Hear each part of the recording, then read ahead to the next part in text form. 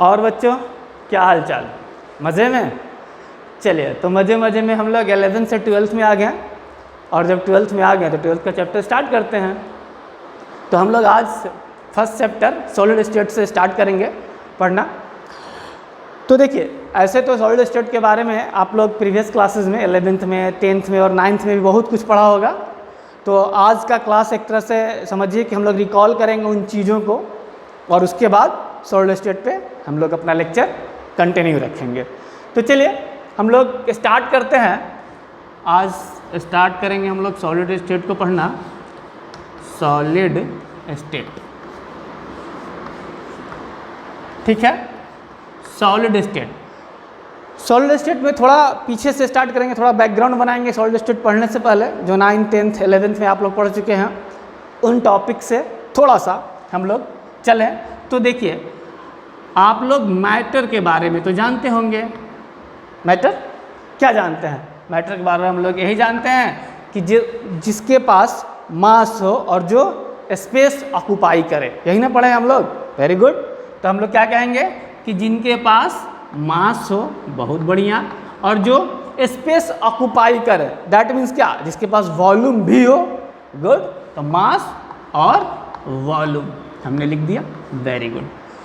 ये हम लोगों ने प्रीवियस क्लासेस में पढ़ रखा है। अब थोड़ा इसको और एडवांस में और थोड़ा इस पर कुछ ऐड करें। क्या ऐड करेंगे? तो मैटर के लिए एक पार्टिकल थ्योरी आया, और वो पार्टिकल थ्योरी जो था, पार्टिकल थ्योरी ऑफ मैटर्स, और उसने कहा कि जो मैटर होते हैं ना, बहुत छोटे छोटे पार्टिकल से मिलके बने हुए होते हैं, और वो पार्टिकल्स ऑलवेज क्या करते हैं? मोशन में रहते हैं, हमेशा मूव करते रहते हैं। तो पार्टिकल थ्योरी ने क्या कहा मैटर के बारे में कि मैटर जो है consist of very small particle, ठीक है। और दूसरा बात क्या कहा कि और ये जो है हमेशा कॉन्स्टेंटली मोशन में होते हैं। तो आप लिख सकते हैं क्या कि ये कॉन्स्टेंटली मोशन में होते हैं, ठीक है ना। इन दोनों चीज़ों को जरा समझ लेते हैं, और यहीं से हमारा सॉलिड स्टेट का फाउंडेशन स्टार्ट हो जाएगा। इनफैक्ट किसी भी फिजिकल स्टेट ऑफ मैटर का फाउंडेशन यहीं से स्टार्ट होगा, क्योंकि मास और वॉल्यूम तो ठीक ही है, उसके साथ साथ अब हमने क्या समझ लिया कि मैटर उसको कहते हैं जो छोटे पार्टिकल से मिलके बना हुआ हो, और जो कॉन्स्टेंटली मोशन में, मतलब कॉन्स्टेंटली घूम रहे हैं, मूव कर रहे हैं। चलिए ज़रा हमको बताइए, अगर कोई चीज़ मोशन में होगा तो क्या उसके पास काइनेटिक एनर्जी होगी ना? ऑब्वियस सी बात है, मूव कीजिएगा तो काइनेटिक एनर्जी होगी। क्लियर है? कोई डाउट नहीं? जब कोई डाउट नहीं तो आइए फिर से बोर्ड पे और आगे की कहानी हम लोग समझते हैं। देखिए, अब इन दो चीज़ों से एक बात तो क्लियर हो गई। क्या क्लियर हो गई? कि मैटर जो है वो दो टाइप ऑफ फोर्स से मिलके बना है। कौन कौन से वो दो टाइप ऑफ फोर्स हैं? तो मैटर जो है वो दो टाइप ऑफ फोर्स से मिलके बना है। एक जो है अट्रैक्टिव फोर्स होगा, और दूसरा जो होगा रिपल्सिव फोर्स होगा, ठीक है। तो हम यहाँ से एक बात क्लियर कर लिए कि मैटर, चूँकि जब कोई भी पार्टिकल मोशन में होगा तो उसके पास एनर्जी होगी, काइनेटिक एनर्जी, और सम ऑफ काइनेटिक एनर्जी को थर्मल एनर्जी कहते हैं। मतलब साफ है कि मैटर बना हुआ है दो तरह के फोर्स से मिलके। एक फोर्स अट्रैक्टिव फोर्स है जो मैटर के पार्टिकल्स को नज़दीक लाना चाह रहा है, बांध करके रखना चाह रहा है, और दूसरा फोर्स वो है जो उसको दूर ले जाना चाह रहा है, ठीक है। तो देखिए, जो अट्रैक्टिव फोर्स है तो इसके बारे में हम लोग जानते ही हैं, ये है इंटर आप लोग कहते हैं इंटरमॉलिक्यूलर फोर्स, ठीक है। लेकिन हम अभी एक्चुअली जब पार्टिकल से मिलके मैटर बना हुआ है तो अभी हम ये जानते नहीं कि वो पार्टिकल मॉलिक्यूल है, एटम्स है, आयंस है, क्या है। तो हम लोग क्या करेंगे, उसको अभी लिखेंगे particle force, inter particle force. तो देखिए जैसे कि हमको पता था कि inter molecular force attractive in nature है, तो इंटर पार्टिकल फोर्स के अट्रैक्टिव नेचर के कारण मैटर के जो पार्टिकल्स हैं एक क्लोज रहना चाहता है इस फोर्स के कारण। लेकिन रिपल्सिव फोर्स जो थर्मल एनर्जी के कारण प्रोड्यूस हो रहा है, थर्मल एनर्जी के कारण इसमें मिल रहा है, उसके कारण रिपल्सिव फोर्स लग रहा है। और इस रिपल्सिव फोर्स से ये जो मैटर के पार्टिकल्स हैं ये दूर जाना चाह रहे हैं। तो देखिए दो तरह का फोर्स लगा, एक अट्रैक्टिव जो पास लाना चाह रहा है, एक रिपल्सिव जो दूर भेजना चाह रहा है। तो इन दोनों फोर्स के रेशियो पे, इन दोनों फोर्स के इंटरेक्शन पे, इन दोनों फोर्स के इफेक्ट पे हम लोग मैटर के स्टेट को डिफाइन करते हैं। समझ में आ रही है बात? तो अब हम लोग कहाँ से स्टार्ट किए थे? मैटर से। मैटर के बारे में हम लोग छोटी छोटी बातें समझे कि मास और वॉल्यूम से मिलके बना है, ये हम लोग जानते थे ना। इसमें हमने क्या किया, एक पार्टिकल थ्योरी ऑफ मैटर को ऐड कर दिया। पार्टिकल थ्योरी क्या बताया कि जो मैटर है ये बने हुए हैं किससे?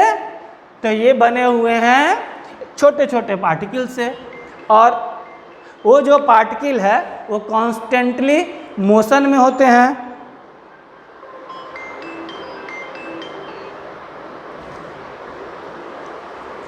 तो क्या समझे हम लोग कि बने हुए हैं पार्टिकल से और वो पार्टिकल कॉन्स्टेंटली मोशन में होते हैं।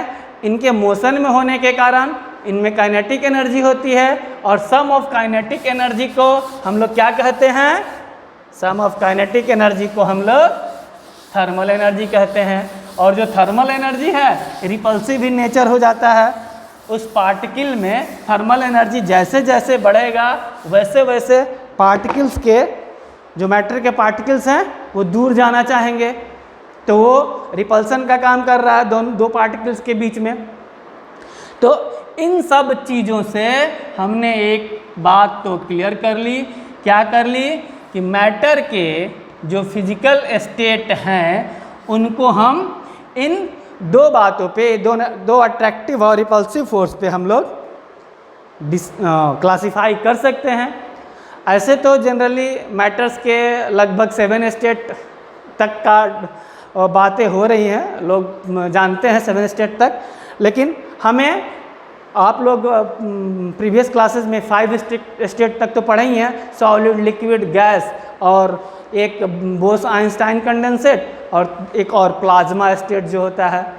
तो ये आप इतने स्टेट तो पढ़ ही चुके हैं, लेकिन मेनली हम लोग 3 स्टेट की ही बात करते हैं, सॉलिड, लिक्विड और गैस। तो मैटर का फिजिकल स्टेट जो है सॉलिड, लिक्विड और गैस, ये 3 स्टेट हैं जिनकी हम लोग जनरली चर्चा करते हैं, जिक्र करते हैं। तो on the basis of that forces attractive और रिपल्सिव हम लोग मैटर के फिजिकल स्टेट को डिफाइन करते हैं। अब सॉलिड के बारे में, अब सॉलिड को हम कैसे डिफाइन करेंगे? तो चलिए देखते हैं, ध्यान दीजिएगा अब यहाँ से। चलिए बोर्ड की तरफ देखिए, बहुत इंटरेस्टिंग, मज़ा आ जाएगा। देखिए, चलिए तो देखिए सॉलिड के बारे में हम लोग क्या कहते हैं कि अगर ए को मान लिया अट्रैक्टिव फोर्स, तो अट्रैक्टिव फोर्स ज़्यादा हो, ठीक है, बहुत ज़्यादा हो, और अगर हम आर को मान लिए रिपल्सिव फोर्स जो कि थर्मल एनर्जी के कारण हो रहा है, तो उसको रिपल्सिव फोर्स मान लिए, और repulsive force with respect to attractive force कम हो, मतलब कि दोनों के बीच के डिफरेंस को हम डेल्टा से मान लें, डेल्टा एफ से मान लें। तो डेल्टा एफ अगर हम लिख रहे हैं, यहाँ देखिए बात समझ लीजिएगा, ए माइनस आर को हम डेल्टा एफ मान रहे हैं। चलिए यहाँ लिख लेते हैं, is equal to delta F. समझिए, A means attractive force, R means repulsive force. Repulsive force occurs due to thermal interaction, thermal interaction के कारण हुआ रिपल्सिव फोर्स, तो हम मान रहे हैं इसको डेल्टा एफ। ठीक है, अब अगर डेल्टा एफ ज़्यादा हो गया, ठीक है, इनफैक्ट बहुत ज़्यादा हो गया, तो जो मेरा मैटर का फिजिकल स्टेट होगा वो सॉलिड हो जाएगा। अब आइए यहाँ पे, अगर डेल्टा एफ इससे कम, मतलब सॉलिड वाले से कम हो गया, तो ये मेरा लिक्विड हो गया। और डेल्टा एफ अगर बहुत कम हो गया, मीन सॉलिड से भी कम, लिक्विड से भी कम और गैस से भी कम, तो ये मेरा सॉलिड से भी कम और लिक्विड से भी कम, तो ये मेरा जो फिजिकल स्टेट हो गया क्या हो गया, गैसियस हो गया। क्लियर? देखिए अभी तक आप लोग क्या पढ़ते थे कि इंटरमॉलिक्यूलर फोर्स ऑफ अट्रैक्शन बहुत ज़्यादा होता है तो उसको सॉलिड कहते हैं। अरे भैया सिर्फ इंटरमॉलिक्यूलर फोर्स ऑफ अट्रैक्शन पे ही फिजिकल स्टेट को हम डिफाइन नहीं कर सकते हैं, क्योंकि फिजिकल स्टेट डिफाइन करने के लिए हम लोग वो दिखाएंगे इंटरैक्शन किसका किसका, तो कितना इंटरमॉलिक्यूलर या inter particle force of attraction और थर्मल एनर्जी, इन दोनों के बीच जो डिफरेंस होगा उस पर डिपेंड करेगा आपका state of physical state of matter. तो यहाँ तक बातें क्लियर है? क्लियर है तो बोलिए, ठीक है, कोई डाउट नहीं है? चलिए, डाउट नहीं है तो आगे चलते हैं। एक्चुअली ये फाउंडेशन है, ये आप लोग जानते होंगे, इसमें कुछ कुछ चीज़ें आपको नहीं भले लग रही होंगी, बट बेसिक चीज़ें तो आप जानते होंगे, आपको पता ही होगा। ठीक है, तो चलिए अब थोड़ा और आगे बढ़ जाएं। देखिए अब हम लोग फिजिकल स्टेट ऑफ मैटर के 3 स्टेट का डिस्कस करेंगे, डिस्कस करना है, पढ़ना है जनरली, और उसमें सॉलिड, लिक्विड और गैस का जिक्र करना है। ठीक है, तो देखिए सॉलिड के बारे में तो हम लोग आज पढ़ेंगे, मतलब 12th के इस चैप्टर में पढ़ लेंगे, स्टार्ट कर ही दिए हैं। लिक्विड, ये जो लिक्विड है ये फिजिक्स का पार्ट है, फिजिक्स में आपको डिटेल्स में लिक्विड के बारे में पढ़ाया जाएगा, लेकिन हम लोगों ने 11th में भी थोड़ी बहुत लिक्विड की प्रॉपर्टीज़ देखी, पढ़ी, समझी, और 12th में भी इसके बाद का जो चैप्टर होगा, चैप्टर नंबर 2 NCERT बुक में, उसमें लिक्विड की कुछ प्रॉपर्टीज़ के बारे में पढ़ना है, वो हम लोग आगे पढ़ लेंगे।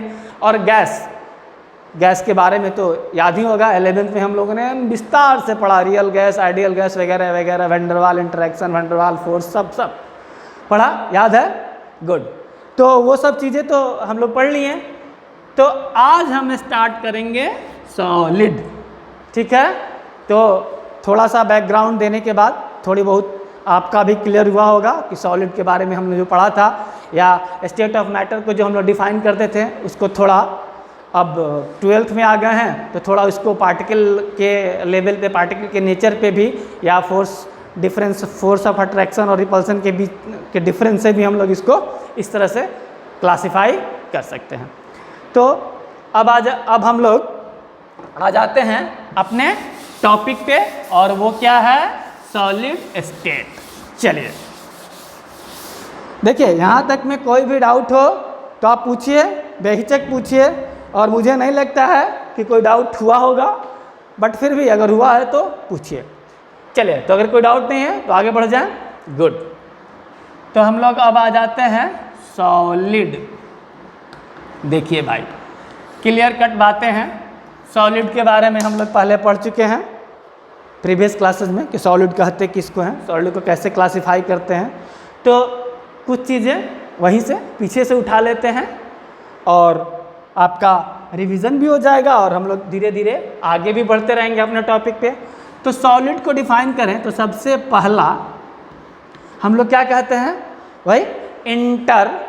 यहाँ पे हम लोग इंटरमॉलिक्यूलर नहीं लिख के अब हम लोग हमेशा लिखेंगे, बिकॉज हमको नहीं पता कि जो सॉलिड बना हुआ है वो मॉलिक्यूल से मिल के बना हुआ है, एटम से मिल के बना हुआ है, या आयन से मिल के बना हुआ है। ठीक है, तो चलिए हम लोग लिखेंगे पहला inter particle force of attraction solid के बारे में क्या कहेंगे कि inter particle force of attraction very high, यही ना, inter particle force of attraction बहुत ज़्यादा होता है सॉलिड्स में। ये तो पढ़ते आ रहे हैं हम लोग, ठीक है, ठीक है। तो हम लोग ये पढ़ते आ रहे हैं कि inter particle force of attraction solid में बहुत ज़्यादा वेरी हाई होता है। चलिए इसको जरा हम समझते हैं कैसे। देखिए एक सॉलिड अगर मान लीजिए कि सॉलिड पार्टिकल से मिलके बना है फिलहाल, तो देखिए होता क्या है, इनके जो पार्टिकल्स होते हैं ना एकदम से टाइटली पैक्ड होते हैं। कैसे? तो देखिए एक पार्टिकल के बगल में दूसरा पार्टिकल, इसके बगल में तीसरा पार्टिकल, इसके बगल में चौथा पार्टिकल, इसके बगल में पांचवा पार्टिकल, इसके बाद फिर इसके नीचे छठा पार्टिकल, इसके नीचे सातवां पार्टिकल, इसके नीचे आठवां पार्टिकल, ऐसे कर करके एकदम से पार्टिकल टाइटली पैक्ड होते हैं। ये टाइटली पैक्ड स्ट्रक्चर होता है सॉलिड का, जिस कारण से ये रिजिड होते हैं, ठीक है। अब देखिए इतना टाइटली पैक है तो क्या होगा, रिजिड होगा ही। तो इनके जो inter particle force of attraction बहुत ज़्यादा है, इस कारण से ये टाइटली पैक्ड है, और टाइटली पैक्ड है तो ये क्या होंगे, रिजिड एंड हार्ड। तो यहाँ हम लिख सकते हैं कि ये रिजिड एंड हार्ड होते हैं। और आप समझिएगा क्यों होते हैं, बिकॉज द स्ट्रक्चर आप देख लीजिए नीचे, इससे क्लियर हो जाएगा। इंटर पार्टिकल अट्रैक्शन का जो फोर्स होता है बहुत ज़्यादा, इस कारण से इसके पार्टिकल एकदम से पास और एकदम से पास, तो रिजिड। गुड। चलिए दूसरे पॉइंट की हम बात करते हैं। जब एक्चुअली दूसरा पॉइंट भी क्या है, यहीं से बन जाएगा। दूसरा पॉइंट के बारे में अगर हम बात करें, इधर लिख लेते हैं, तब तक आप कॉपी कीजिए उसको। देखिए दूसरे पॉइंट की अगर हम बात करें तो क्या होगा, ये रिजिड है, हार्ड है और टाइट है, पैक एक साथ नजदीक पैक्ड है पार्टिकल। तो इसको क्या कहेंगे कि इनके शेप जो हैं, शेप क्या होगा, शेप एंड वॉल्यूम क्या होंगे, फिक्स्ड होंगे। तो आप 10th या 11th में पढ़े हैं कि सॉलिड किसको कहते हैं, तो जिनका शेप और वॉल्यूम दोनों फिक्स हो, ठीक है। तो यहां से आपको दिख गया कि चूंकि ये वेरी टाइटली पैक्ड हैं, ये एकदम से टाइटली पैक्ड हैं, तो इनका शेप और वॉल्यूम फिक्स होगा। अब चलिए थोड़ी सी बात यहाँ कर लेते हैं कि वॉल्यूम क्यों फिक्स होगा, शेप क्यों फिक्स होगा। अच्छा समझ लेते हैं, चलिए समझते हैं थोड़ा। मान लीजिए कि ये आपके क्लासरूम में हम आपको एकदम से टाइटली, मतलब एक के बाद एक करके पूरे बच्चे को 200 बच्चे को खड़ा कर दे इसमें कंटिन्यूअसली, आगे पीछे दाएं बाएं करके, तो क्या कर सकते हैं, आप मूव कर सकते हैं क्या, नहीं मूव कर सकते हैं। हाँ, अपने जगह पे खड़ा होकर या तो अपना गर्दन ऐसे हिला सकते हैं, सर हिला सकते हैं, या फिर ऐसे हिल सकते हैं, मतलब मूवमेंट हो सकती है आपकी, लेकिन अपना आगे जा सकते हैं, ना पीछे जा सकते हैं, ना दाएं जा सकते हैं, ना बाएं जा सकते हैं, बिकॉज आपके आगे भी बच्चा है, पीछे भी बच्चा है, दायां भी बच्चा है, बाएं भी बच्चा है, पूरा पैक्ड है।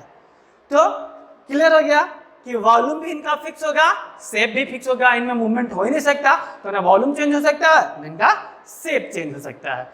लेकिन हमने क्या कहा कि अपने ही पोजीशन पे आप जहां खड़े हैं वहां क्या कर सकते हैं, ऐसे मीन्स अपने आप को हिला डुला तो सकते हैं, मूवमेंट तो आप अपने आप में कर सकते हैं ना। तो गुड। इससे एक पॉइंट और क्लियर होता है, जो कि मैं यही आपको लिख ही देता हूं, आप क्लियर हो जाए। एक तीसरा पॉइंट होता है, और तीसरा पॉइंट क्या होता है कि सॉलिड के पार्टिकल्स मूव तो नहीं कर सकते अपने पोजीशन से, इधर उधर जा तो नहीं सकते, बट अपने पोजीशन पे वाइब्रेट कर सकते हैं। तो लिखिए वेरी इंपॉर्टेंट पॉइंट, क्या कि पार्टिकल्स ऑफ सॉलिड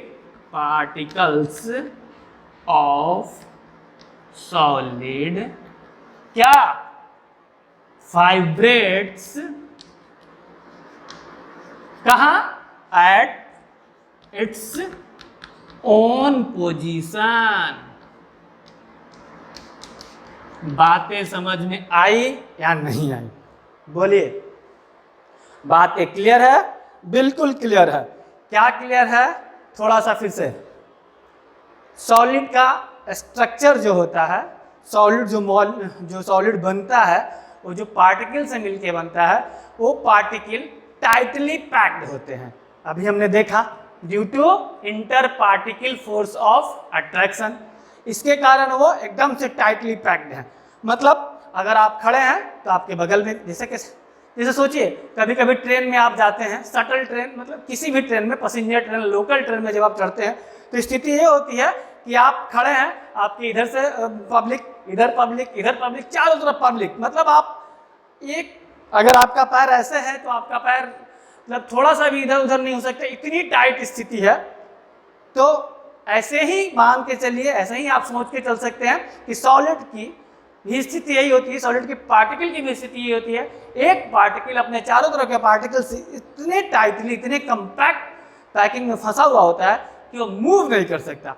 बट आप अगर शटल में या किसी पैसेंजर ट्रेन में अगर आप पैक हैं तो क्या गर्दन ऐसे ऐसे तो हिला ही सकते हैं, या कोई बगल वाला कहीं मोबाइल पे कुछ चला रहा है तो ऐसे नज़र तो चली जाती है। मीन्स कहने का मतलब क्या है कि आप अपने पोजीशन पे इधर उधर कर तो सकते हैं, बिल्कुल इसी तरह सॉलिड के पार्टिकल्स भी अपने पोजीशन पे वाइब्रेट कर सकते हैं, बट वो ना तो फ्लो कर सकते हैं और ना ही मूव कर सकते हैं।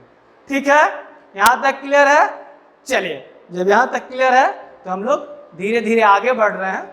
हमने स्टार्ट किया था मैटर से, सॉलिड तक पहुँच गया, अब हम लोग थोड़ा और आगे बढ़ते हैं। तो हम लोग थोड़ा और आगे बढ़ते हैं और यहाँ पे हमने क्या कहा कि particle of solid vibrates at its own position, लेकिन ये लिक्विड और गैस की तरह फ्लो नहीं कर सकते। तो चलिए, जब हम लोग सॉलिड को समझ गए तो थोड़ा आगे बढ़े और चूँकि इस चैप्टर में सॉलिड को पढ़ना था तो हमने मैटर के 3 फिजिकल स्टेट्स में से सिर्फ सॉलिड की बात की, और सॉलिड के बाद अब हम लोग सॉलिड को 2 पार्ट में क्लासिफाई करेंगे। कौन कौन सा? चलिए स्टार्ट करते हैं सॉलिड का क्लासिफिकेशन। हम लोग धीरे धीरे अपने टॉपिक पे आगे बढ़ रहे हैं। सॉलिड, और सॉलिड को हम लोग 2 पार्ट में क्लासिफाई करेंगे। कौन कौन सा? सॉलिड 2 तरह के होते हैं, एक क्रिस्टलाइन सॉलिड। कौन सा सॉलिड? Crystalline solid. और दूसरा एमोर्फस सॉलिड। चलिए पहले हम लोग इसको डिफाइन कर लें, समझ लें। क्रिस्टलाइन, एक हो गया क्रिस्टलाइन सॉलिड और दूसरा हो गया एमोर्फस सॉलिड। एमोर्फस सॉलिड, देखिए हमको पूरे चैप्टर में सिर्फ क्रिस्टलाइन सॉलिड्स के बारे में पढ़ना है। एमोर्फस सॉलिड के बारे में आपके सिलेबस में पढ़ने को नहीं है, हमें नहीं पढ़ना है। लेकिन हम लोग लेकिन +2 में जो बोर्ड के एग्जाम्स होते हैं उन्हें बहुत इंपॉर्टेंट होता है एक क्वेश्चन कि डिफरेंशिएट क्या क्रिस्टलाइन सॉलिड्स और एमोर्फस सॉलिड। तो हम लोग स्टार्ट यहीं से करेंगे, क्रिस्टलाइन सॉलिड और एमोर्फस सॉलिड्स के बीच में डिफरेंशिएट करके, दोनों में क्या डिफरेंस है, यहीं से हम लोग इस टॉपिक को स्टार्ट करते हैं। उससे पहले फिर से हमने मैटर को समझा, मैटर के 3 फिजिकल स्टेट्स को देखा। 3 फिजिकल स्टेट्स में सॉलिड को लिया क्योंकि हमारा ये जो टॉपिक है सॉलिड स्टेट है, सिर्फ सॉलिड के बारे में पढ़ना है। इसके बाद हमने जब सॉलिड को लिया तो सॉलिड के बारे में समझा, पहले भी जानते थे लेकिन कुछ चीज़ों को और समझा, और उसके बाद हम सॉलिड को लेने के बाद सॉलिड को क्लासिफाई कर रहे हैं कितने पार्ट में? 2 पार्ट में, क्रिस्टलाइन सॉलिड, एमोर्फस सॉलिड। हमने क्या कहा, हमारे सिलेबस में क्रिस्टलाइन सॉलिड पढ़ना है, एमोर्फस सॉलिड नहीं पढ़ना है। तो हम लोग अभी एमोर्फस सॉलिड और क्रिस्टलाइन सॉलिड्स को डिस्टिंग्विश करेंगे, इनके बीच डिफरेंशिएशन लिख लेंगे, दोनों में क्या क्या डिफरेंट है ये समझ लेंगे। इसके बाद हम लोग एमोर्फस सॉलिड्स की बात नहीं करेंगे, और पूरे चैप्टर में सॉलिड की अगर कहीं बात करेंगे तो उसका मतलब है कि क्रिस्टलाइन सॉलिड्स की हम लोग बात कर रहे हैं। तो चलिए हम लोग इनके बीच जो डिफरेंस है उसको देखते हैं। तो चलिए हम लोग अब इन दोनों के बीच में डिफरेंस से समझते हैं कि क्रिस्टलाइन सॉलिड और एमोर्फस सॉलिड क्या होता है।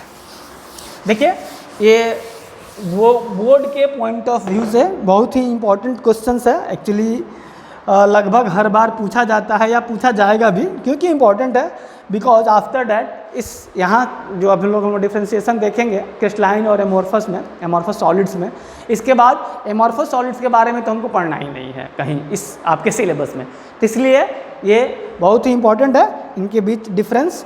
ये कभी कभी एग्जाम से पूछे भी लिए जाते हैं +2 में। तो चलिए इसको ध्यान से हम लोग समझेंगे।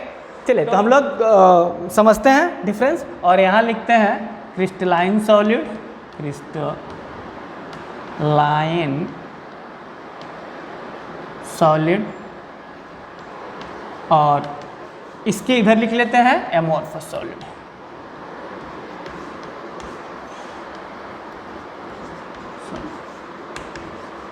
ठीक है, अब हम लोग इन दोनों के बीच डिफरेंस देख लेते हैं। ये मेरा एक लाइट हो गया। चलिए तो स्टार्ट करते हैं। पहला क्रिस्टलाइन सॉलिड के बारे में हम लोग क्या कहेंगे, तो देखिए क्रिस्टलाइन सॉलिड जो होते हैं वो 3 डायमेंशनल अरेंजमेंट होते हैं। किसके? पार्टिकल्स के। एक्चुअली आप इसको अगर डिफाइन करना चाहें तो कहेंगे हम लोग कि 3 डायमेंशनल अरेंजमेंट है स्पेस में पार्टिकल का बहुत लंबे रेंज में। मीन्स इसको अगर डेफिनेशन की बात करें तो लिखिए रेगुलर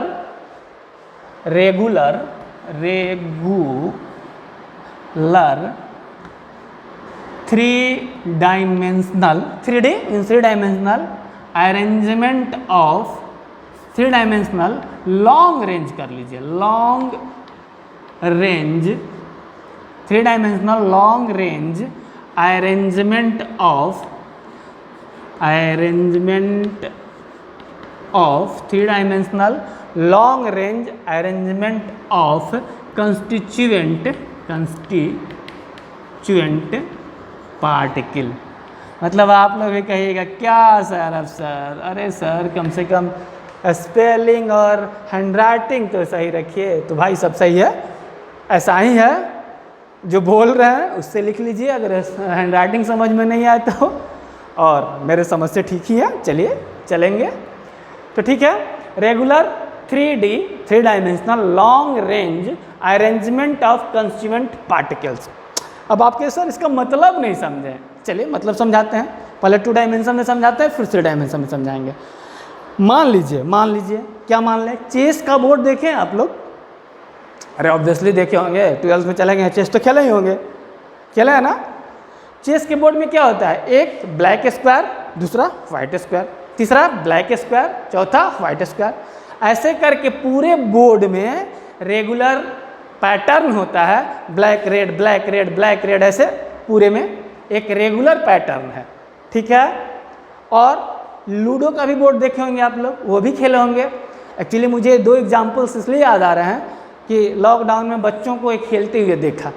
तो देखिए लूडो में जाइए तो देखेंगे क्या, ये कहीं एक जगह येलो टाइप का स्क्वायर या जो भी कहिए एक बॉक्स टाइप का बना होगा, फिर कहीं रेड टाइप का बॉक्स टाइप का बना होगा, फिर कहीं ग्रीन टाइप का बॉक्स का बना होगा। मतलब कोई रेगुलर पैटर्न ही नहीं है यार। और चेस में देखिए एक रेगुलर पैटर्न है, वाइट ब्लैक, आगे वाइट पीछे ब्लैक, ऐसे करके एक रेगुलर पैटर्न है। तो यहीं से आपको समझ लेना है, जिसमें क्या लिखे हमने, रेगुलर 3D को अभी छोड़ दीजिए, अभी 2D की बात कर रहे हैं हम लोग। Regular long range arrangement of constituent particle means जिससे मिलके बना हो। तो चेस बोर्ड के लिए कंस्टिट्यूएंट पार्टिकल उसका स्क्वायर, और स्क्वायर का अरेंजमेंट क्या है, व्हाइट ब्लैक एकदम रेगुलर है, रेगुलर पैटर्न है। तो क्या कहलाएगा सॉलिड। मतलब सॉलिड का अरेंजमेंट कैसा होगा, long range 3D long range regular arrangement. Very good. तो आप कहेंगे सर एमोर्फस क्या लूडो को कह लें? हाँ जी, लूडो में क्या है, अरेंजमेंट जो है वो क्या रेगुलर नहीं है, कहीं वाइट कहीं ब्लैक कहीं ग्रीन कहीं रेड कहीं येलो कहीं कुछ ऐसे बॉक्स बने हुए हैं। तो इनका पैटर्न जो है, अरेंजमेंट जो है कंस्टिट्यूएंट पार्टिकल्स का, वो रेगुलर नहीं है। तो लिखिए एमोर्फस सॉलिड्स को क्या कहते हैं, एमोर्फस सॉलिड्स के बारे में कहते हैं पहला इसमें irregular, irregular arrangement of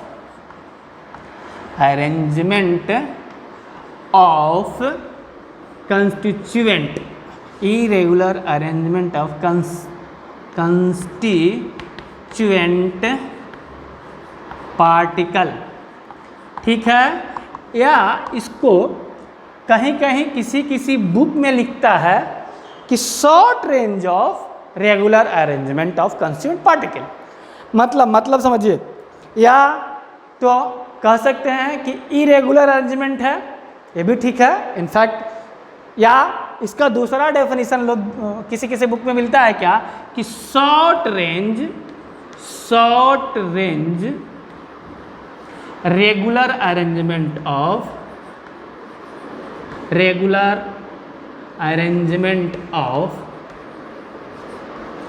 short range regular arrangement of constituent particle.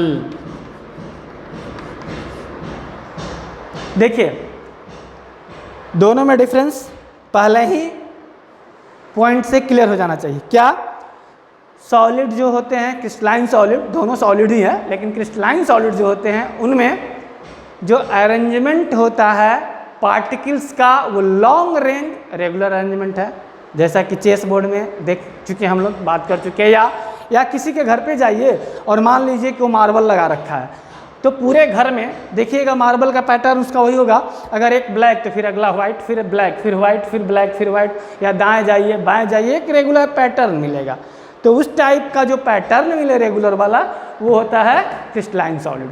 और जिसमें या तो एकदम से पैटर्न रेगुलर नहीं मिले, इरेगुलर पैटर्न हो, मतलब कुछ पैटर्न का पता ही नहीं चले, रेगुलरिटी ही नहीं तो पैटर्न का पता क्या चलेगा, या क्या थोड़े शॉर्ट रेंज तक रेगुलर पैटर्न हो। जैसे लूडो का मैंने एग्जांपल दिया था, तो देखते होंगे कि एक साथ जो 4 बॉक्स हैं, 4 बॉक्सेस हैं, ग्रीन ग्रीन ग्रीन ग्रीन दिखेंगे, उसके बाद फिर 4 boxes blue blue blue blue दिखेंगे, ऐसे करके दिखते हैं।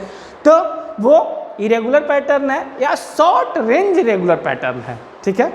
इसको हम फिगर से समझाते हैं, समझ में आपको आएंगे। इसको ज़रा नोट कर लीजिए, इसके बाद हम लोग इस बात को समझते हैं। मिटाएं इसको, वेरी गुड, नोट कर लिया। चलिए तो आगे बढ़ते हैं। इसको ज़रा एक फिगर से हम अच्छे तरह से क्लियर कर पाएंगे। इन दोनों को आप देखिए, बहुत ही इंटरेस्टिंग है और फिगर आपको एकदम से क्लियर करेगा। चलिए यहाँ पे हम लोग मान लेते हैं, हमने क्या कहा कि एक रेगुलर पैटर्न है, ठीक है। सबसे पहले एक फिगर बनाते हैं जो आपको क्लियर करेगा। जैसे मान लिया कि एक यहाँ पे बॉल या कुछ पॉइंट, दूसरा पॉइंट यहाँ पे, तीसरा पॉइंट यहाँ पे, चौथा यहाँ, पांचवा यहाँ, ये क्या है, कंस्टिट्यूएंट पार्टिकल्स हैं, छठा यहाँ, ठीक है। इसके बाद फिर हम एक ऐसा पॉइंट दे दिए यहाँ पे, दूसरा यहाँ पे, तीसरा यहाँ पे, चौथा यहाँ पे, पांचवा यहाँ पे, फिर छठा जस्ट इसके नीचे यहाँ पे, फिर इसके नीचे यहाँ पे, फिर इसके नीचे यहाँ पे, फिर इसके नीचे यहाँ पे। समझ रहे हैं ना? देखिए बहुत इंटरेस्टिंग चीज़ है। इसको एक बार मैं बना देता हूँ, फिर आप खुद से इसको ज़रूर बनाइएगा। इससे कितना आपको सीखने को मिलेगा कि मत पूछिए, मतलब एकदम हाँ समझ लीजिए। चलिए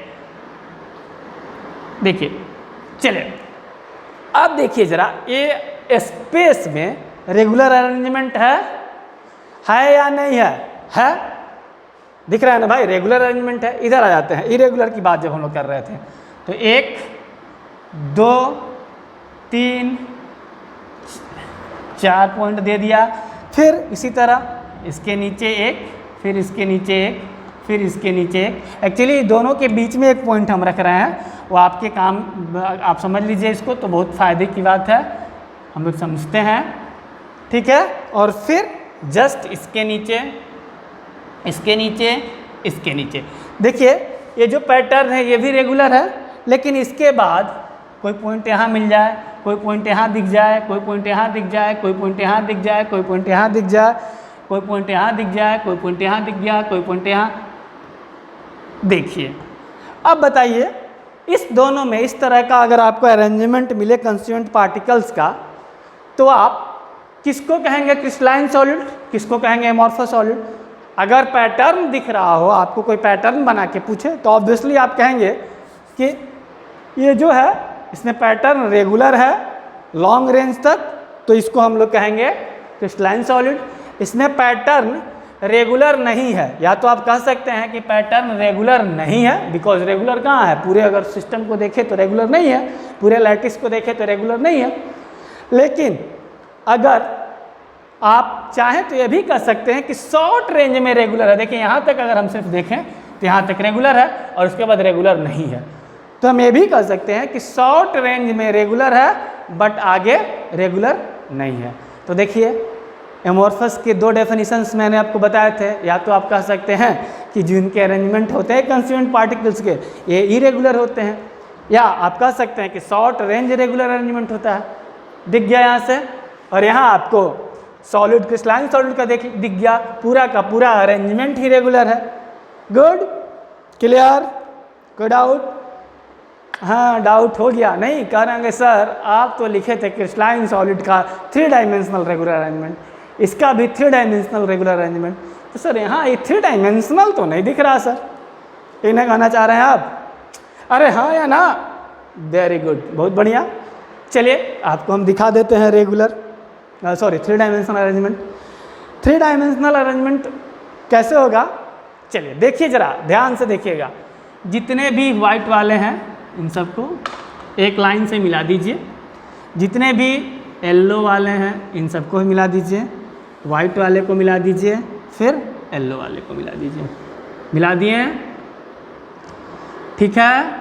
अब क्या करना है आपको? कुछ नहीं, वाइट पॉइंट्स को बस मिला दीजिए, मिला दीजिए, मिला दीजिए, मिला दीजिए, मिला दीजिए। येलो पॉइंट्स को भी आपस में जोड़ दीजिए। जोड़ दिए?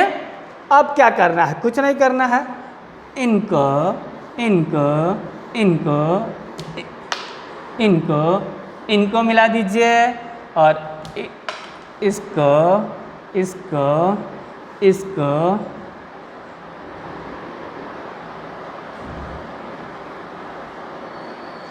इसको इसको इसको और इसको। देखिए तो ये 3 डायमेंशनल क्रिस्टलाइन स्ट्रक्चर दिख रहा है आपको या नहीं दिख रहा है? छोड़ दीजिए इसको, कोई ज़रूरत नहीं, इतना ही तक में ठीक है, एक और बढ़ेगा तो बन जाता।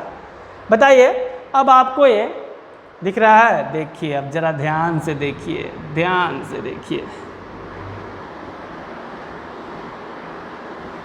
दिख रहा है कुछ आपको क्रिस्टलाइन स्ट्रक्चर?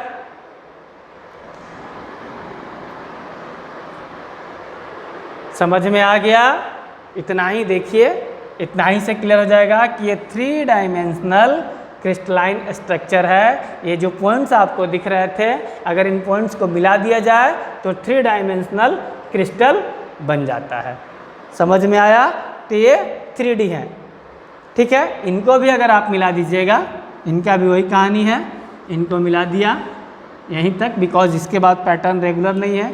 इनको भी मिला दीजिए, इनको भी आपस में मिला दीजिए, इनको भी आपस में मिला दीजिए, और फिर वही बात, वाइट को वाइट से, और येलो वाले को येलो से, और फिर करना क्या है? दिस। देखिए तो एक क्रिस्टल मिल गया, फिर दिस। इस तरह से क्रिस्टल्स आपको मिलते जाएंगे, और यहाँ के बाद इसको ऐसे मिला दिया, इसको ऐसे मिला दिया, इसको ऐसे मिला दिया, फिर इसको ऐसे मिलाया, फिर इसको ऐसे मिलाया, फिर इसको ऐसे मिलाया, ऐसे करके आप सारे पॉइंट्स को ऐड कर दीजिए, जोड़ दीजिए।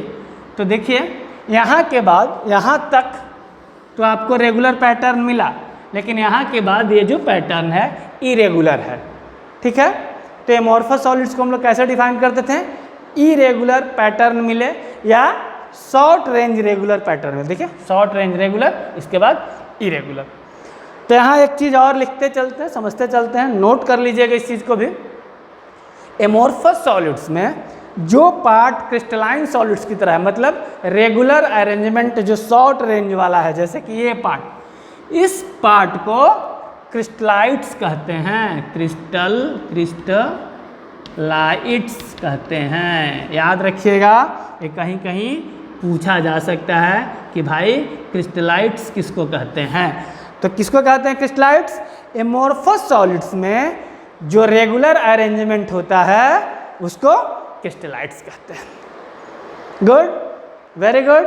चलिए इसको मिटाया जाए, अगले पॉइंट की तरफ चला जाए। समझ में आ रहा है ना बातें? समझ में आ रही है ना बातें? Clear cut, very good. चलिए, ये पहला पॉइंट हो गया। पहले पॉइंट से हमने क्या सीखा कि जिनके कंस्टिट्यूएंट पार्टिकल का अरेंजमेंट रेगुलर हो उनको हम लोग क्रिस्टलाइन सॉलिड्स कहते हैं, और जिनका इरेगुलर हो या शॉर्ट रेंज ऑर्डर हो उनको एमोर्फस सॉलिड्स कहते हैं। Very good. चलिए, अभी दूसरे पॉइंट्स पे आने से पहले एक और इम्पॉर्टेंट बात स्टार करके या ऐसे करके आप नोट कर लीजिए, काम की चीज़ है। देखिए, क्रिस्टलाइन सॉलिड्स में जो पहला हमने आपको बताया था सॉलिड्स के बारे में, तो हमने बताया था किसी भी सॉलिड्स के बारे में जब, तो सॉलिड्स का स्ट्रक्चर कुछ ऐसा बनाया था, याद कीजिए, कुछ देर पहले ही बताया था। मीन्स एक पार्टिकल, फिर दूसरा पार्टिकल, फिर तीसरा पार्टिकल। तो देखिए, होता यही है पूरा सॉलिड स्टेट या क्रिस्टल में, पार्टिकल्स एकदम से नज़दीक नज़दीक होते हैं, कोई डाउट नहीं है। लेकिन हम लोग जब इसकी स्टडी करते हैं, जब क्रिस्टलाइन सॉलिड्स को हम लोग कहीं पे इसका डायग्राम बनाते हैं, कहीं पे इसको समझाने के लिए ड्रॉ करते हैं, तो हम लोग क्या करते हैं, इस बात को समझ लीजिए। इस स्फीयर के सेंटर को एक पॉइंट से दिखाते हैं। किससे दिखाते हैं? इस स्फीयर को, इस पार्टिकल के सेंटर को एक पॉइंट से दिखाते हैं। तो जैसे इसका ये हुआ, इसका पॉइंट ए हुआ, इसका पॉइंट ए हुआ। तो मतलब अगर हम कहीं 3 पॉइंट दिखा रहे हैं, यहीं पे लिख दिखा देते हैं, ये 3 पॉइंट्स जो हम दिखा रहे हैं, बना रहे हैं, इसका मतलब क्या है कि एक हम स्फीयर बना रहे हैं जो इस दोनों स्फीयर को टच करेगा और इसका सेंटर वो पॉइंट है। और ये जो टच कर रहे हैं इनको हम लोग एक इमेजिनरी लाइन से मिला देते हैं समझाने के लिए। बिकॉज अगर वो पार्टिकल्स एकदम पास पास हों तो हम आपको उसके बारे में क्या बता पाएंगे, उनके बीच क्या है, उनका रेडियस क्या है, डिस्टेंस क्या है उनके बीच का, वगैरह वगैरह सब समझाने के लिए हम लोग क्या करते हैं, इस बात को याद रखिएगा। पूरे सॉलिड स्टेट हम लोग इसी कंसेप्ट को फॉलो करेंगे। क्या करेंगे? एक स्फीयर को एक पॉइंट से डिनोट करेंगे और उन दोनों स्फीयर के बीच, अब जैसे दोनों स्फीयर तो आपस में टच कर रहे हैं, तो इसको दिखाने के लिए कि टच कर रहे हैं, इन दोनों पॉइंट के बीच एक इमेजिनरी लाइन बना देते हैं जो कि उसको रिप्रेजेंट करता है। तो मतलब ये जो है ये इसको रिप्रेजेंट कर रहे हैं। समझ गए? इस बात को कहीं भी स्टार मार के नोट करके रख लीजिए, क्योंकि कन्फ्यूजन कभी नहीं होगा। आपको समझ में आएगा कि अच्छा पॉइंट बनाया मीन्स एक स्फीयर है, वो एक पार्टिकल है वो, जिसको कि वो एक पॉइंट से डिनोट कर रहा है, और उसको जब एक लाइन से जोड़ दिया मतलब कि वो दोनों पार्टिकल जो टच कर रहे थे उसको दिखाने के लिए इन्होंने एक इमेजिनरी लाइन से उन दोनों को अटैच कर दिया। क्लियर? गुड। चलिए, तब हम लोग सॉलिड के दो क्रिस्टलाइन और एमोर्फस सॉलिड को डिस्टिंग्विश कर, दोनों में डिफरेंस बता रहे थे। इसका दूसरा पॉइंट देखिए। अब क्लियर कट बातें क्या है, हम लोग को पता हो गया, क्या पता हो गया कि ये लॉन्ग रेंज, फिर से लॉन्ग रेंज 3D क्या है, पैटर्न है कंस्टिट्यूएंट पार्टिकल का, रेगुलर अरेंजमेंट है कंस्टिट्यूएंट पार्टिकल का। उनको हम लोग क्या कहते हैं? उनको हम लोग कहते हैं क्रिस्टलाइन सॉलिड। तो जब लॉन्ग रेंज रेगुलर अरेंजमेंट होगा तो क्या होगा? ज्योमेट्री डेफिनिट होगी। तो क्रिस्टलाइन सॉलिड्स का जो ज्योमेट्री होती है वो डेफिनिट ज्योमेट्री होती है। बिल्कुल क्लियर है, समझ में आ गई? लेकिन एमोर्फस का क्या होगा? ज्योमेट्री डेफिनिट नहीं होगा। तो लिख दीजिए नॉट डेफिनिट ज्योमेट्री। बात समझ में आ रही है या नहीं आ रही है? देखिए, जब पैटर्न अरेंजमेंट जब रेगुलर होंगे तो ज्योमेट्री जो होगी वो भी डेफिनिट होगी, इसमें कोई डाउट नहीं है। ठीक है, कोई दिक्कत नहीं है, कोई डाउट नहीं है। उसके बाद अब इनकी बात करते हैं। एक्चुअली ये जो है ये मेल्ट करते हैं, इनकी मेल्टिंग पॉइंट की अगर बात करें तो मेल्ट, या ऐसे लिखिए इसको, क्रिस्टलाइन सॉलिड्स का जो मेल्टिंग पॉइंट होता है, मेल्टिंग पॉइंट, इनका मेल्टिंग पॉइंट शार्प होता है, शार्प होता है। लेकिन हम समझा रहे हैं इसको, रुक जाइए। लेकिन एमोर्फस सॉलिड्स का जो मेल्टिंग पॉइंट होता है, मेल्टिंग पॉइंट जो होता है वो क्या होता है, शार्प नहीं होता है, एक रेंज में होता है। Melting point in a long range, या इन ए रेंज कर लीजिए सीधे सीधे। मतलब इसको हम क्लियर कर रहे हैं।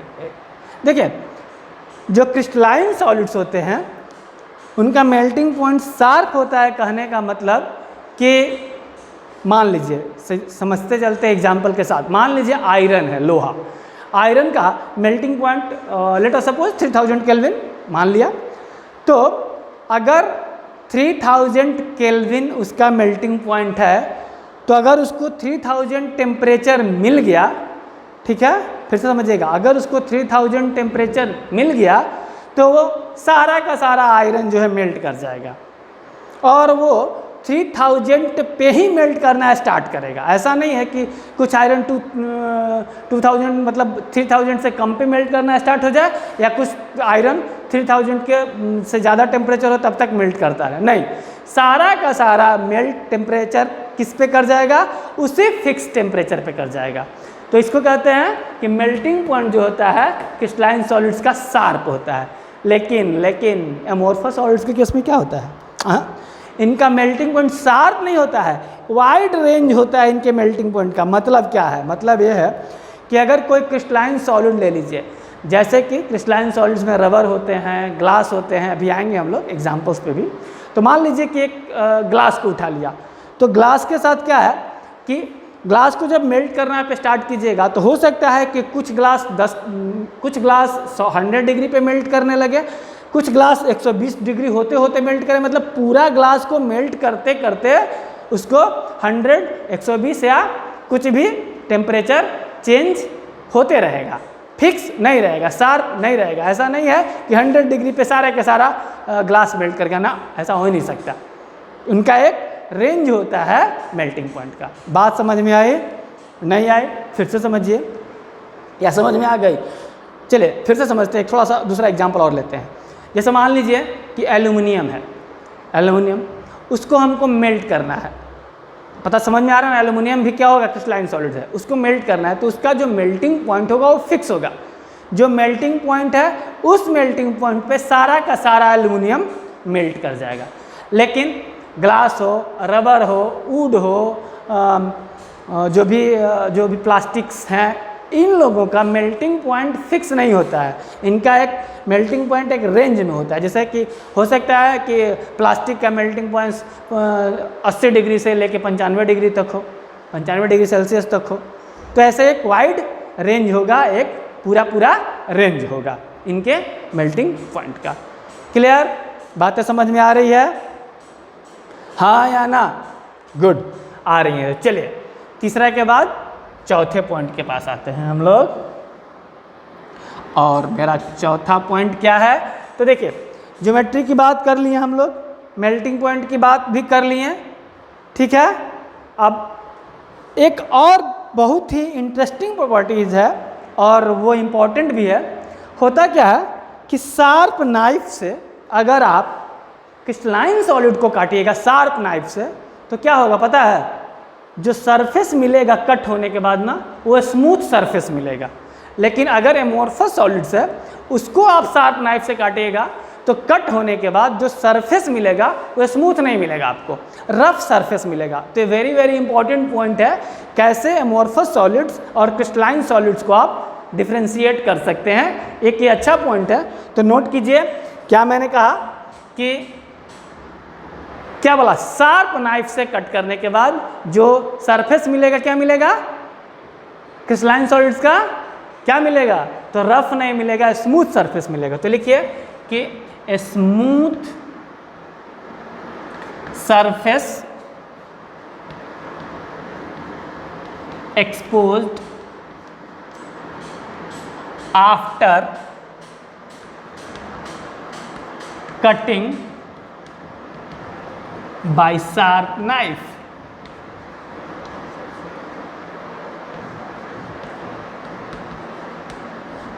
ठीक है, और इसमें क्या मिलेगा, तो लिख लीजिए रफ सरफेस, और रफ सरफेस एक्सपोज्ड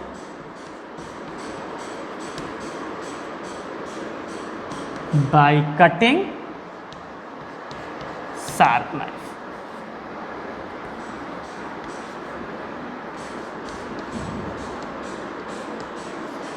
ठीक है, तो क्लियर हो गया कि स्मूथ सरफेस मिलता है किसको कट करने पे, क्रिस्टलाइन सॉलिड्स को, और रफ सरफेस मिलता है किसको कट करने पे, एमॉर्फस सॉलिड को।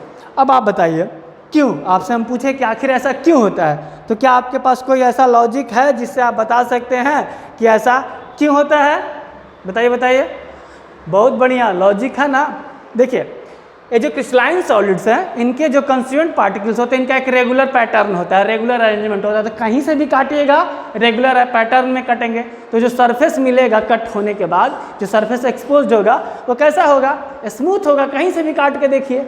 लेकिन इनमें क्या होगा कि जो एटम्स हैं, कंस्टिट्यूएंट पार्टिकल्स हैं, वो रेगुलर पैटर्न में है नहीं, कुछ दूर के बाद कोई कहीं कोई कहीं, तो जब कट कीजिएगा तो आपका जो सरफेस मिलेगा स्मूथ नहीं मिलेगा, क्योंकि उनके जो पार्टिकल्स हैं उनका अरेंजमेंट स्मूथ तो है नहीं, उनका अरेंजमेंट रेगुलर तो है नहीं, तो कट कीजिएगा तो कोई बीच से भी कट सकता है, कोई कहीं से भी कट सकता है, तो उसके कारण से वो स्मूथ ना मिलके क्या मिलता है, रफ सरफेस मिलता है। क्लियर है, कोई डाउट नहीं है। चलिए जल्दी से नोट कीजिए और आगे हम लोग बढ़ते हैं, अगले डिफरेंस की तरफ चलते हैं। तो ये जो चार एक्चुअली आपको अगर आपके +2 एग्जाम्स में पूछे जाएंगे तो 3 से 4 डिफरेंस, 5 डिफरेंस मैक्सिमम बता दीजिए, हो जाएगा। तो हम लोग कुछ और डिफरेंस को डिस्कस कर लें, 1-2 डिफरेंस बहुत ही इंपॉर्टेंट है, उसको भी हम लोग डिस्कस कर लें। देखिए अब जो अगला हम लोग डिस्कस करने जा रहे हैं 5वां पॉइंट, बहुत ही इम्पॉर्टेंट है, इसको आप ध्यान से देखिएगा। इनफैक्ट इंपॉर्टेंट तो सारे पॉइंट्स थे, आप कहें कि सर आप सारे पॉइंट्स का इंपॉर्टेंट, ऑब्वियसली सारे पॉइंट्स इंपॉर्टेंट हैं। तो चलिए 5वें पॉइंट को, जो कि सबसे ज़्यादा इंपॉर्टेंट है, बार बार पूछा भी जाता है कि एनिसोट्रॉपिक किसको कहते हैं, आइसोट्रॉपिक किसको कहते हैं, किससे रिलेटेड पॉइंट्स है, तो ज़रा समझिए। क्रिस्टलाइन सॉलिड्स को एनिसोट्रॉपिक, हम तो उसको एन आइसोट्रॉपिक पढ़ते हैं, एन आइसोट्रॉपिक इन नेचर। ये जो क्रिस्टलाइन सॉलिड्स होते हैं ना, एनाइसोट्रॉपिक इन नेचर होते हैं। अब इसका मतलब क्या है हम समझाते हैं आपको, ठीक है। एनाइसोट्रॉपिक इन नेचर, और जो एमोर्फस सॉलिड्स होते हैं वो आइसोट्रॉपिक इन नेचर होते हैं। दोनों चीज़ों को मैं अभी आपको समझा देता हूँ, टेंशन मत लीजिए, क्लियर हो जाएगा। चलिए पहले यहाँ आते हैं। एनिसोट्रॉपिक का मतलब क्या होता है, जिनका फिजिकल और मैकेनिकल प्रॉपर्टीज अलग अलग डायरेक्शन में अलग अलग हो। क्या बोला मैंने, जिनका फिजिकल और मैकेनिकल प्रॉपर्टीज डिफरेंट डायरेक्शन में डिफरेंट हो, उस टाइप को एनिसोट्रॉपिक कहते हैं, उस नेचर को एनाइसोट्रॉपिक या एनिसोट्रॉपिक कहते हैं।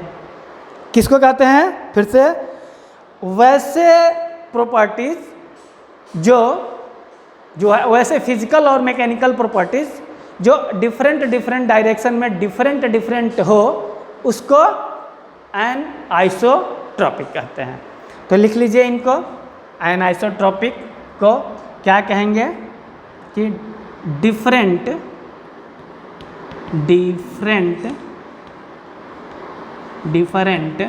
Physical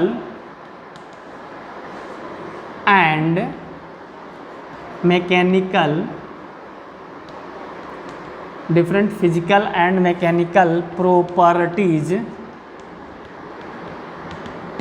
in different direction. ठीक है।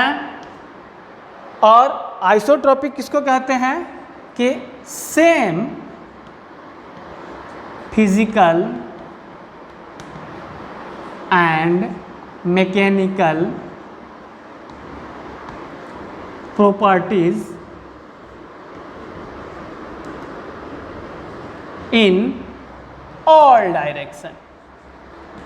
बात समझ में आ रही है? तो बात समझ में आ रही है तो कॉपी कीजिए, हैंडराइटिंग में नहीं जाइए। ठीक है, चलिए। तो हमने क्या कहा कि एमोर्फस सॉलिड्स जो होते हैं आइसोट्रोपिक इन नेचर होते हैं, मतलब उनके किसी भी डायरेक्शन में आप मूव कीजिएगा प्रॉपर्टी सेम मिलेगी। कौन कौन सी? फिजिकल और मैकेनिकल। चलिए यहाँ पे लिख भी देते हैं कि जैसे अब आप कहेगा ना सर फिजिकल प्रॉपर्टी मतलब कौन सा, तो फिजिकल प्रॉपर्टीज़ के एग्जांपल में एक दो हम लिख देते हैं जो आपके काम का हो। जैसे कि रिफ्रैक्टिव इंडेक्स, किसी भी क्रिस्टलाइन सॉलिड्स में रिफ्रैक्टिव इंडेक्स डिफरेंट डायरेक्शन में डिफरेंट होगा। अभी हम समझाएंगे उसको भी कैसे, लेकिन फिलहाल आप नोट कीजिए। रिफ्रैक्टिव इंडेक्स हो गया, कंडक्टिविटी हो गया, कंडक्टिविटी, थर्मल रेजिस्टेंस हो गया, थर्मल रेजिस्टेंस वगैरह वगैरह वगैरह etc। ये सब जो है उनमें जो क्रिस्टलाइन सॉलिड्स हैं उनके डिफरेंट डायरेक्शन में डिफरेंट होगा, लेकिन एमोर्फस सॉलिड्स में सारे डायरेक्शन में ये प्रॉपर्टीज सेम होंगे। अब आप कहिए कि सर कैसे? चलिए समझाते हैं, समझते हैं। ऐसे समझते हैं खाने पीने वाले बात को लेकर के। मान लीजिए कि आप किसी शादी फंक्शन में गए हुए हैं और वहाँ उस फंक्शन में बहुत सारा अलग अलग स्टॉल लगा हुआ है खाने का। अरे भाई ऑब्वियसली खाने की बात कर रहे हैं, अब पढ़ के थक गए होंगे, पानी वानी ले लीजिए क्योंकि खाने की बात मैंने स्टार्ट कर दी तो खाने के बाद पानी की ज़रूरत तो आएगी ही। चलिए मजाक कर रहा था भाई, समझिए बातों को। चलिए, तो हम लोगों ने क्या कहा कि किसी शादी में गए हुए हैं और वहाँ जो है अलग अलग लोगों के लिए अलग अलग स्टॉल लगा हुआ है खाने का। मतलब जैसे एक स्टॉल है जिसमें सिर्फ जेंट्स के लिए अरेंजमेंट है, सिर्फ जेंट्स ही उस स्टॉल में खाएंगे। दूसरा स्टॉल जो लगा हुआ है उसमें सिर्फ बच्चों के लिए अरेंजमेंट है, सिर्फ बच्चे ही खाएंगे। तीसरा स्टॉल लगा हुआ है उसमें सिर्फ लेडीज़ के लिए है अरेंजमेंट, सिर्फ लेडीज़ ही खाएंगी। वैसे करके अलग अलग स्टॉल पे अलग अलग तरह के लोगों का अरेंजमेंट है। ठीक है, तो आप बताइए कि आप अगर देखें तो अगर जेंट्स वाले रो में देखिएगा तो आपको दिखेगा कि हाँ सारे जेंट्स हैं, लेडीज़ वाले रो में देखिएगा सारे लेडीज़ हैं, बच्चे वाले रो में देखिएगा सारे बच्चे हैं। तो ये आपको क्या दिखा? ये कौन सा पैटर्न है? क्रिस्टलाइन सॉलिड वाला, रेगुलर अरेंजमेंट है। ठीक है, तो इस तरह के पैटर्न को, रेगुलर अरेंजमेंट वाले पैटर्न को क्रिस्टलाइन सॉलिड्स कह सकते हैं। अब देखिए, अगर आप लेडीज़ से जेंट्स की तरफ रो में अब आप कह लें हम इसको कि अगर आप पीरियड्स और रो समझते हैं तो रो की तरफ देखेंगे तो एक जेंट्स दिखा, दूसरा लेडीज़ दिखी, तीसरा चिल्ड्रन दिखा, बच्चा दिखा। तो इसमें अगर हम इस डायरेक्शन में बढ़ें तो क्या होगा? प्रॉपर्टीज़ अलग अलग। समझ में आ रही है बात? इधर जेंट्स का, फिर लेडीज़ का, फिर बच्चों का। समझ में आ रही है बात? तो डायरेक्शन चेंज करेंगे प्रॉपर्टीज़ चेंज हो जाएगा। लेकिन अगर किसी पार्टी में गए हैं वहाँ कोई अरेंजमेंट ही नहीं है, सब एक ही लाइन में लग के खा रहे हैं, जेंट्स भी है, बच्चा भी है, लेडीज़ भी है, वगैरह वगैरह सब। तो उसमें क्या, उसमें आप एक ही पैटर्न मिलेगा, किधर भी बढ़िएगा तो जेंट्स बच्चा, तो हो सकता है अगला फिर बच्चा हो, फिर अगला जेंट्स हो, ऐसे करके मिले तो आप कुछ नहीं कर सकते हैं। तो मतलब उस तरह का अरेंजमेंट में किधर भी बढ़िएगा तो प्रॉपर्टीज़ सेम ही मिलेगा। अच्छा, ये तो एग्जाम्पल पे हुआ, चलिए बोर्ड पे भी देख लेते हैं, समझ में आएगा आपको बातें क्लियर। और तो नोट कर लिए हैं, इसको मिटाते हैं, हमको जगह चाहिए तो सिर्फ इनको मिटा देते हैं तो मेरा काम बन जाएगा। और यहाँ पे भी इसको मिटा देते हैं। चलिए इस बात को समझ लेते हैं हम लोग। देखिए फिर वही कहानी, हमने क्या कहा, इसको समझ रहा है ना, एक पूरा पार्टिकल है, उसके सेंटर को इससे डिनोट कर रहा है। तो मान लीजिए कि एक ए फिर एक ए, फटाफट बना देते हैं जल्दी जल्दी, क्योंकि अब आप लोगों को भूख लग रही होगी बैठे बैठे। नहीं चलिए कोई बात नहीं, भूख लग रही है तो उसका भी इलाज है। खाना पॉज कर दीजिए वीडियो और खाना पानी लेके आइए, बैठ जाइए, खाते रहिए, देखते रहिए, क्योंकि घर से तो देख रहे हैं भाई, कोई क्लास में थोड़े ना आया है कि कोई प्रॉब्लम है। ठीक है, ये देखिए कोई बात नहीं। देखिए रेगुलर पैटर्न आपको दिख रहा है ना, ये आपको रेगुलर पैटर्न दिख रहा है ना। चलिए इतना ही समझ लेते हैं, ये रेगुलर पैटर्न आपको दिख रहा है। तो देखिए ये रेगुलर जब पैटर्न है तो ये क्या है, ऑब्वियस सी बात है, क्रिस्टलाइन सॉलिड है। क्रिस्टलाइन सॉलिड है, फटाफट कर देते हैं। चले ये क्रिस्टलाइन सॉलिड है, तो देखिए इसके इस डायरेक्शन में चले हम लोग तो वाइट येलो वाइट येलो ऐसा कुछ मिलेगा, इनकी अपनी प्रॉपर्टी होगी।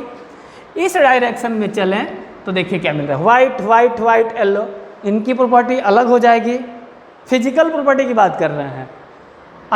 अगर हम कुछ इस डायरेक्शन में चलें तो देखिए वाइट वाइट येलो येलो, इनकी प्रॉपर्टी कुछ अलग हो जाएगी। अगर हम इस डायरेक्शन में चलें तो देखिए येलो वाइट, इनकी प्रॉपर्टी कुछ अलग हो जाएगी।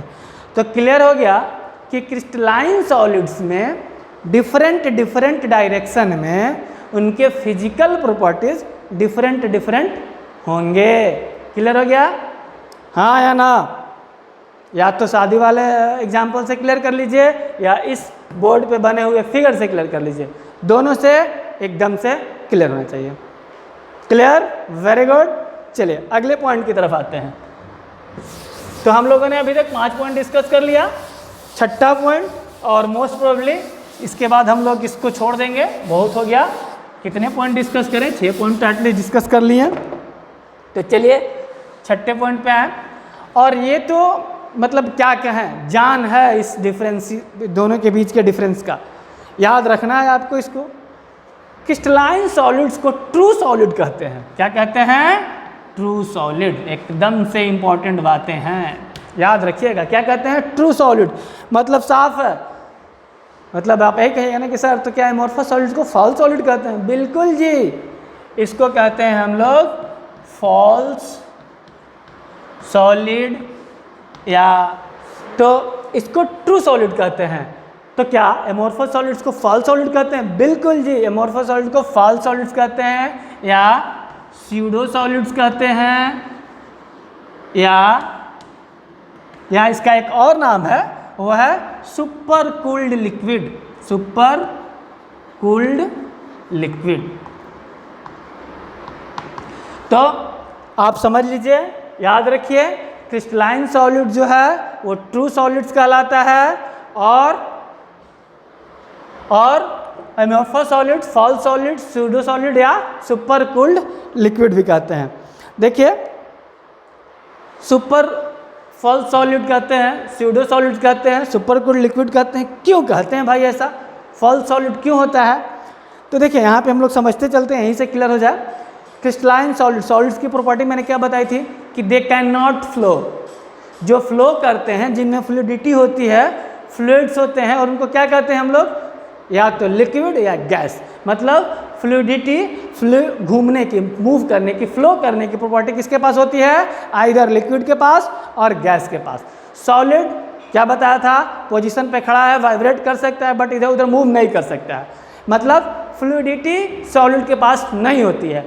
बट ये जो एमोर्फस सॉलिड्स होते हैं ना, दे कैन फ्लो, ये फ्लो कर सकते हैं, इसीलिए इनको फॉल्स सॉलिड या स्यूडो सॉलिड्स भी कहते हैं। इनफैक्ट सुपर कूल्ड लिक्विड भी इसी कारण से कहता है। देखिए इस, हाँ, वो जो फ्लो कर सकते हैं ना, लेकिन बहुत ही धीरे, बहुत ही स्लो फ्लो करते हैं।